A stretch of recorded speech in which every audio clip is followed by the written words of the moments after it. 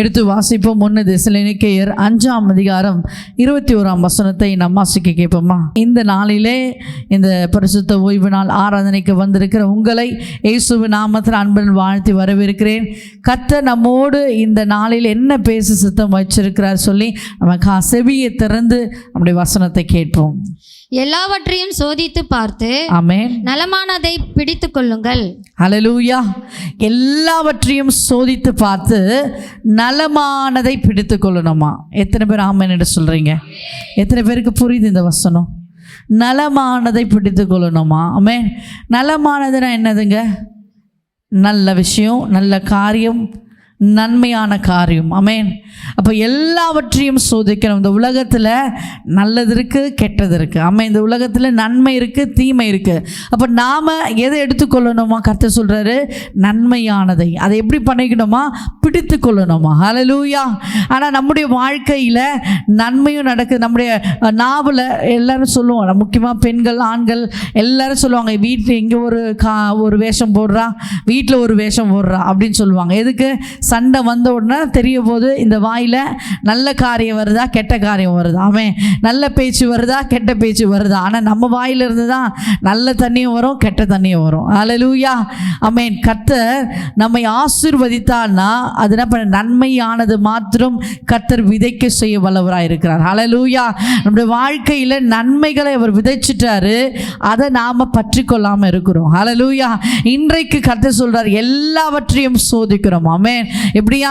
என்ன ஒரு காரியம் வந்தால் நம்முடைய வாழ்க்கையில், நம்முடைய குடும்பத்தில், நம்முடைய தனிப்பட்ட காரியங்களை, எந்த ஒரு செயல்களை செய்தாலும் அதை நல்லா சோதித்து அறிந்து அதில் நலமானதை பிடித்து கொள்ளுங்கள். ஆமென்.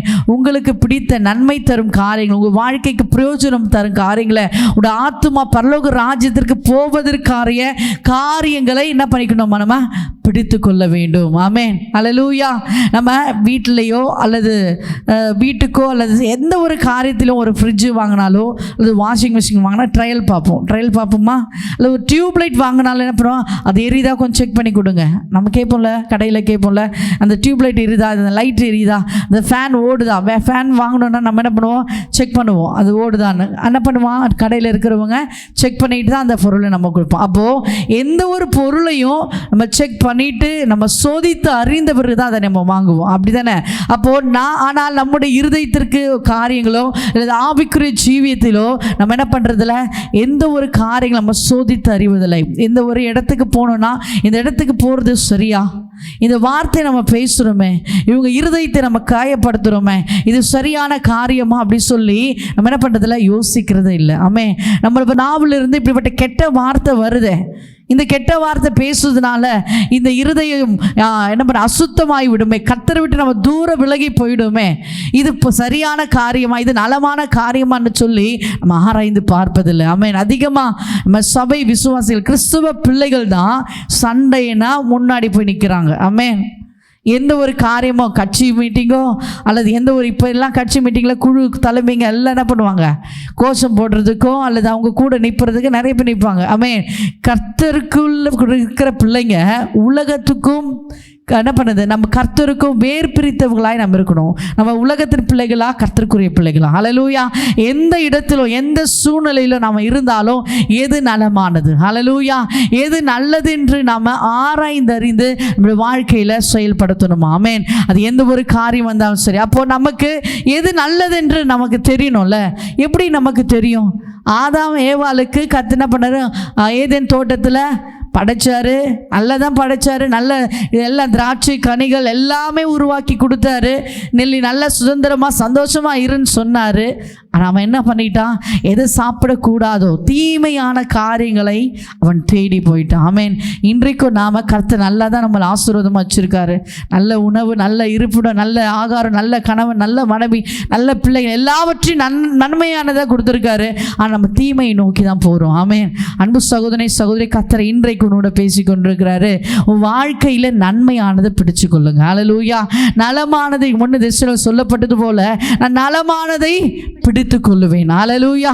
அது மாத்திரமல்ல, எடுத்து வாசிங்க 1 தெசலோனிக்கேயர் 5 அதை 22 வசனம் வாசிங்களேன். பொல்லாங்காய் தோன்றுகிற எல்லாவற்றையும் விட்டு விலகுங்கள். பொல்லாங்கானதை விட்டு விலகணுமா? எத்தனை பேர் ஆமென் என்று சொல்கிறீங்க?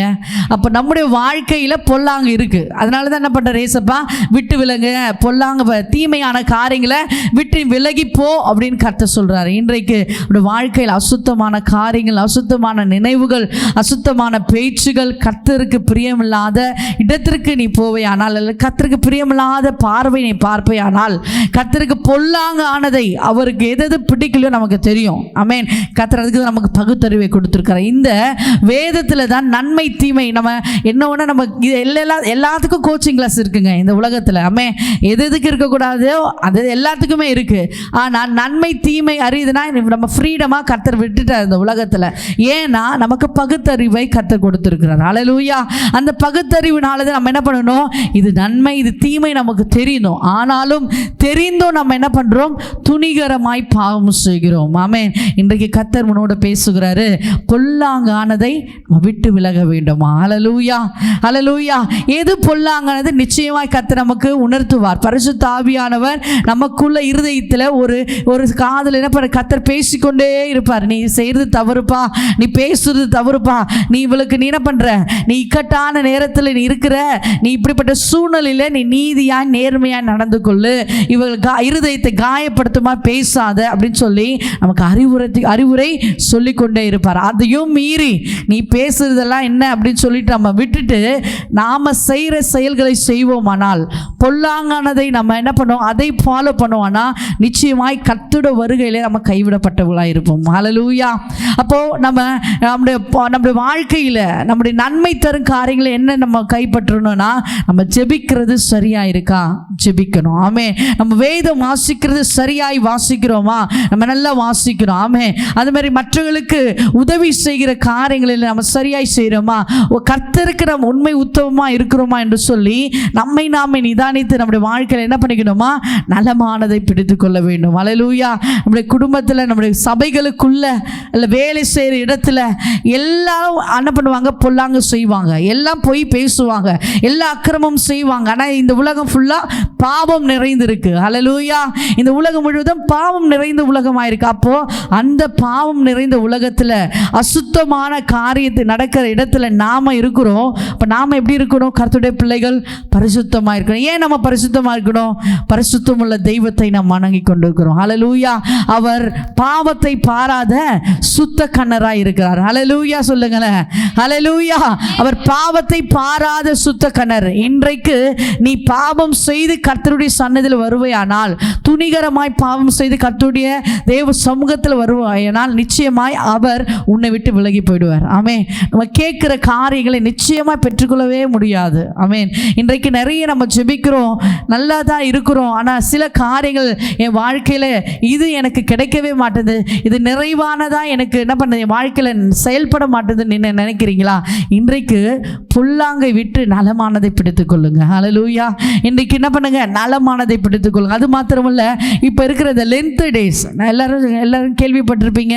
எல்லா சபையிலும் 40 நாள் உபவாசம் நடக்கும். அந்த உபவாச நாட்களில் என்ன பண்ணுவாங்க, கவுச்சி சாட மாட்டாங்க, நான்வெஜ்ஜை சாட மாட்டாங்க, பொட்டு கூட என்ன பண்ண மாட்டாங்க, வைக்க மாட்டாங்க. பெண்கள் கருப்பு சட்டை போட்டு நிற்பாங்க, கருப்பு ட்ரெஸ் போடுவாங்க, பூ வைக்க மாட்டாங்க, வெளியில் எங்கேயும் போக மாட்டாங்க, முகத்தையும் துக்க முகமாக வச்சுட்டு இருப்பாங்க. ஆமே. கர்த்தர் அப்படி விரும்பலை. ஹல்லேலூயா. அவர் சிலுவையின் பாடுகளை குறித்து நாம் யோசிப்பதை தவிர, அவர் சிலுவையின் பாடுகளை ஜெயித்தார்ல. எதற்காக ஜெயித்தார்? இந்த உலகத்தை ஜெயித்தார். இந்த பாவத்தை என்ன பண்ணார், அவர் வென்று ஜெயம் கொள்ள தெய்வமாய் அவர் சுரந்திருக்கிறாரு. அதை குறித்து நாம் தியானம் செய்ய வேண்டும். ஹல்லேலூயா. நம்ம சிலுவை அவர் அப்படி பாட்டு பேசினார், அந்த கடைசி நேரத்தில் இப்படிப்பட்ட வார்த்தைகளை பேசினார். அதை தியானம் செய்வது நமக்கு முக்கியம் இல்லை. ஆமே. அவர் அதுக்கப்புறமா என்ன செய்தார்? ஹல்லேலூயா. அதுக்கப்புறமா அவர் என்ன பண்ணினார்? அவர் காரியங்களை அவர் சரியாய் அவருடைய கொடுத்த பொறுப்பில் சரியாய் செய்து விட்டார். ஹல்லேலூயா. புரியுதுங்களா? அவர் சிலுவை இயேசு பிதாவினுடைய சித்தம் என்னதுன்னா, குமாரனை இந்த உலகத்தில் அனுப்பி, அந்த குமார் என்ன பண்ணோம், என்னுடைய பிள்ளைகள் பாவம் செஞ்சிட்டாங்க, அவங்கள கஷ்டப்படுத்தக்கூடாது, அவர்களுக்கு பதிலாக சிங்காசனத்தில் என் மடியில் இருக்கிற என் குமாரனாக இயேசு கிறிஸ்துவை என் பிள்ளைகளுக்காய் நான் அனுப்புறேன்னு சொல்லி என்ன பண்ணுறாரு, அவர் அனுப்புகிறார். ஹல்லேலூயா. அவரை அனுப்பி நம்முடைய பாவங்களுக்காய், நம்முடைய அக்கிரமங்களுக்காய், நம்முடைய குற்றங்களுக்காய் அவர் என்ன பண்ணார்? பலியானார். எப்படி? சாதாரண பலியானாரா? கிருபாதார பலியாய் மாறினார். ஹல்லேலூயா. கிருபாதார பலினா என்னன்னு அர்த்தம் உங்களுக்கு தெரியுங்களா? கிருபையே இல்லாத நமக்கு அவர் பலியாய் கொடுத்தார். ஹல்லேலூயா. கரங்களை தட்டி மகிமைப்படுத்துவான். கிருபாதார பலினா என்னங்க? கிருபை பெற நமக்கு தகுதியே இல்லை. ஹல்லேலூயா. ஏன்னா நிறைய அக்கிரமம் செஞ்சிட்டோம், நிறைய பாவம் செஞ்சுட்டோம், நிறைய குற்றம் நிறைய செஞ்சு கொண்டு தான் இருக்கிறோம். ஏசப்பா என்ன மன்னிச்சிடுவாரு, நான் போய் ஆராதனை பண்ணனா, நான் ஜெபம் பண்ணனா, என்ன பண்ண எனக்கு கர்த்தர் மன்னிச்சிடுவார் சொல்லி நிறைய பாவங்களை நாம் செய்து கொண்டிருக்கோம். இந்த உலகத்தில் வாழுற ஒவ்வொரு நாளும் கர்த்தரை விட்டு தூரமாக தான் போயினுக்கிறோம். ஆமென். ஒரு சில கூட்டம் மாத்திரம் தான் கர்த்தரத்தில் ஆவிக்குரிய ஜீவத்தில் வளருது. நிறைய பேர் ஜெப விண்ணப்பங்களை வைக்கிறாங்க, எனக்கு ஆவிக்குரிய ஜீவத்தை நான் வளரணுங்க, நான் ஜெபிக்கணும்னு நினைக்கிறேன், ஆனால் ஜெபிக்க முடியல. ஆமென். ஆனால் நான் வேதம் வாசிக்கணும்னு நினைக்கிறேன், வேதம் வாசிக்கும் போது எதனா டிஸ்டர்பன்ஸ் ஆகுது, யாருன்னா வந்துடுறாங்க, இல்லைன்னா எனக்கு தூக்கம் வருது அப்படின்னு சொல்கிறாங்க. இல்லை நிறைய பேர் இன்னொரு சில பேர் சொல்லுவாங்க, நான் ஜெபிக்கணும்னு நினைக்கிறேன், ஆனால் எனக்கு வேலை ரொம்ப பிஸியாக இருக்குங்க, நேரம் கூட கொடுக்க முடியல. ஆனால் அற்புதம் வேணும், நன்மை வேணும், கர்த்தரிலிருந்து அதிசயம் வேணும், அவரிடத்துலேருந்து அந்த எண்ணில்லாத நன்மைகள் நான் பெற்றுக்கொள்ளணும்னு நினைக்கிறோம். ஆனால் அவருக்கு கொடுக்க வேண்டிய நேரத்தை நம்ம என்ன பண்ணுறதில்ல? சரியாய் கொடுக்கறதில்ல. இது நலமான காரியம். ஹல்லேலூயா. இது நலமான காரியங்கள் நம்ம என்ன பண்ணணுமா? பிடித்து கொள்ள வேண்டும். ஆமென். அது மாத்திரமல்ல, நம்ம லூக்கா எழுதின சுவிசேஷத்தில் வீட்டில் போய் வாசித்து பாருங்க, நேரம் இல்லாதனால நான் சீக்கிரமாக சொல்லிட்டு போகிறேன். 19ஆம் அதிகாரத்தில் எஜமான் ஒருவன் ஊழியக்காரனுக்கு 10 ஊழியக்காரனை கூப்பிட்டு என்ன பண்ணுறாரு தெரியுங்களா? 10 பேருக்கு 10 விதமான ராத்துகள் சொல்லுவாங்க, நாணயங்களை என்ன பண்ணுறாரு? எஜமான் கொடுக்குறாரு. ஒருவனுக்கு 10, ஒருவனுக்கு 5, ஒருவனுக்கு 4, ஒருவனுக்கு 3, 2, 1ன்னு சொல்லி என்ன பண்ணுறாரு? ஒவ்வொருத்தனுக்கா ராத்தல் கொடுக்கப்படுகிறது. ஆமென். அதை கொடுத்துட்டு திரும்ப என்ன பண்ணுறாரு? அவர் போய் விடுகிறார் எஜமான் போயிட்டு சில நாட்களுக்கு பிறகு திரும்பி வந்து கொடுக்கப்பட்ட நாணயங்கள் யாருக்கெல்லாம் கொடுத்தாரோ அந்த ஊழியக்காரர்களெல்லாம் கூப்பிட்டு, ஊழியக்காரனே, நீ உனக்கு கொடுத்த ராத்தல் நீ என்ன பண்ண அப்படின்னு சொல்லி ஒவ்வொருத்தரை கேட்கும் பொழுது, ஃபர்ஸ்ட் கொடுத்தவனுக்கு 10 பேர் என்ன பண்ணா? 10 ராத்தல் கொடுத்தவனுக்கு மீண்டும் 10 ராத்தல் என்ன பண்ணா? அவன் சேவித்து வைத்தது மாத்திரமல்ல, அதை வியாபாரம் செய்து இரட்டிப்பாய் நன்மை என்ன பண்ணா? அவன் நலமானதை செய்து கொண்டு வந்து அவனுக்கு கொடுத்த பொறுப்புல அவன் உண்மை உத்தமமாக இருந்தான். ஹல்லேலூயா. 2வது கொடுத்தவனுக்கும் 5 ராத்துல அவன் 10ஆய் மாற்றி 10 கொண்டு வந்து கொடுத்தான். 5 10ஆ மாற்றி கொண்டு வந்தான். இப்படியே ஒவ்வொருத்தர்கிட்ட கேட்கும் போது கடைசியாக ஒருத்தங்கிட்ட கேட்குற, உங்ககிட்ட கொடுத்த ராத்தில் எங்கப்பா? ஐயோ எஜமானே, நீங்கள் எனக்கிட்ட கொடுத்தீங்க, அதை நான் பொறுப்பாக வச்சுட்டு நான் என்ன பண்ணிட்டேன்? சீலையில் மறைத்து வச்சுட்டேன். ஆமே, நான் என்ன பண்ண? மண்ணுக்குள்ளே புதைச்சி வச்சுட்டேன். அதனால் நீங்கள் என்னை திட்டுவீங்க, அதை நான் செலவு பண்ணிட்டேன்னா, இல்லை வியாபாரத்தில் போட்டுட்டேன்னா நீங்கள் திட்டுவீங்கன்ற பயத்தில் நான் என்ன பண்ணிட்டேன்? அதை பத்திரமா வச்சுட்டேன். அந்த காசு கூட நீங்கள் கொடுத்த அதை கூட நான் மாற்றாமல், அப்படி நீங்கள் கொடுத்தது எதுவோ அது அப்படியே நான் உங்ககிட்ட கொடுக்குறேன் அப்படின்னு சொன்னான். எஜமான் பயங்கரமாக கோவம் வந்து, உனக்கு என்ன பண்ணது? உள்ளதும் என்ன பண்ணா? பிடுங்கப்படும். ஹல்லேலூயா. நாம அப்படிதான் சில காரியங்கள் இருக்கிறோம். கர்த்தர் நமக்கு கொடுத்த தாளந்து, கர்த்தர் நமக்கு கொடுத்த கிருபையை நம்ம என்ன பண்ணுறோம்? ஏசப்பா என்னெல்லாம் பயன்படுத்த மாட்டார், ஏசப்பா என்னெல்லாம் ஊழியத்துக்கெல்லாம் கூப்பிடல, ஏசப்பா என்னெல்லாம் என்ன பண்ண மாட்டார், நான்லாம் நல்லா ஜெபிக்கவும் முடியாது, என்னெல்லாம் பாட்டு பாட முடியாது, என்னெல்லாம் வேதம் வாசிக்க முடியாது அப்படின்னு சொல்லி நம்மை நாமே அவர் கொடுத்த தாளந்தை நம்ம என்ன பண்ணிடுறோம்? புதைச்சி வச்சிடறோம். ஆமென். புரியுதுங்களா? நமக்கு கொடுத்த தாளந்தை சீலையில் மறைச்சு வச்சிடறோம். ஆமென். இப்படி மறைச்சு வைக்கிறதுனாலே, புதைச்சி வைக்கிறதுனால ஒரு பிரயோஜனமும் இல்லை. ஆமென். இதனால எஜமான் கர்த்தராக இயேசு கிறிஸ்துவின் இடத்துல நம்ம கோபத்துக்குள்ளதான் ஆகும். ஆமென். இன்றைக்கு உனக்கு கொடுத்த தாளந்தை, உனக்கு கொடுத்த பொறுப்புல நீ சரியா இருக்கணும். ஆமென் என்று சொல்லுங்களேன். ஆமென். நமக்கு என்ன கொடுத்த? கர்த்தர் கொடுத்த பொறுப்பு.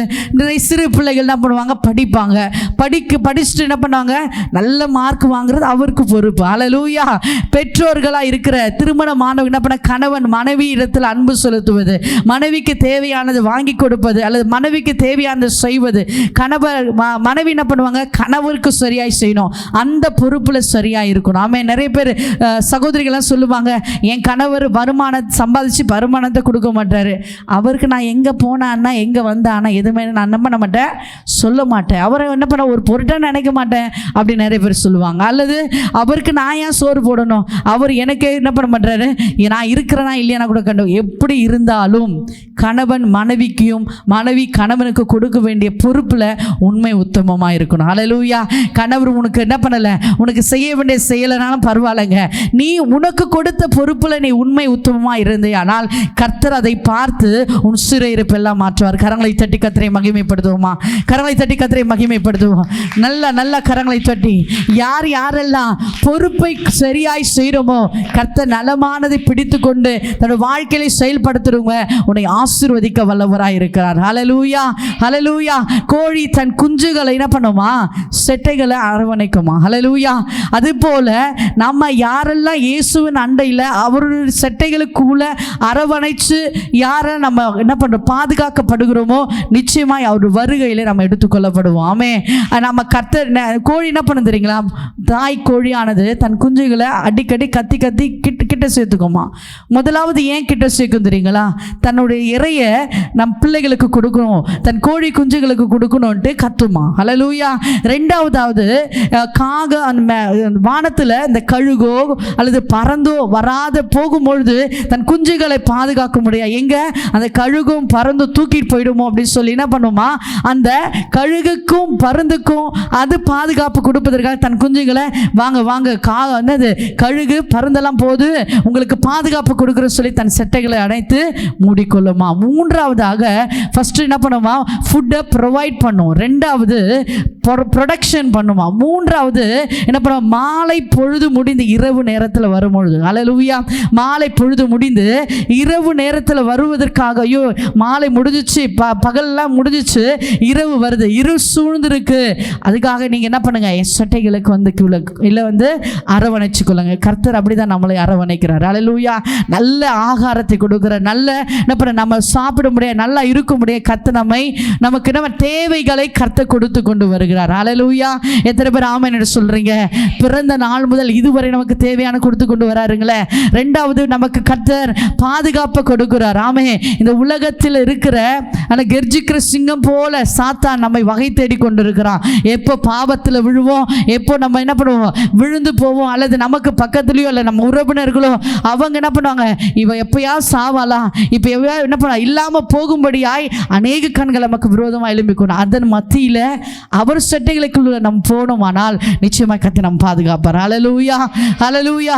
மூன்றாவதாக கர்த்தர் என்ன பண்றாரு, நம்மை இந்த இருள் சூழ்ந்திருக்கிற உலகத்தில் யாரோ என்னவோ எது ஒரு அம்பும் நம்ம மேலே வராதபடி அவர் சட்டைகளுக்கு கீழே அரவணைக்கிறார். ஆமே. அவர் சட்டைகளுக்குள்ள நம்ம போய் நலமானதை பிடித்துக் கொள்வோமானால் நிச்சயமாக நம் பரலோக ராஜ்யத்தை அடைய முடியும். ஹல்லேலூயா, ஹல்லேலூயா. எத்தனை பேர் விசுவாசிக்கிறீங்க? எத்தனை பேர் நம்புறீங்க? அவரிடத்திலிருந்து நலமானதை நான் பிடித்துக் கொள்ள போறேன், நலமானதை நான் செய்ய போறேன், பொல்லாங்க என் வாழ்க்கையிலிருந்து விட்டு விலக போகிறேன். அர்ப்பணித்து கண்ண மூடி நம்ம ஜெபம் பண்ணுவோமே.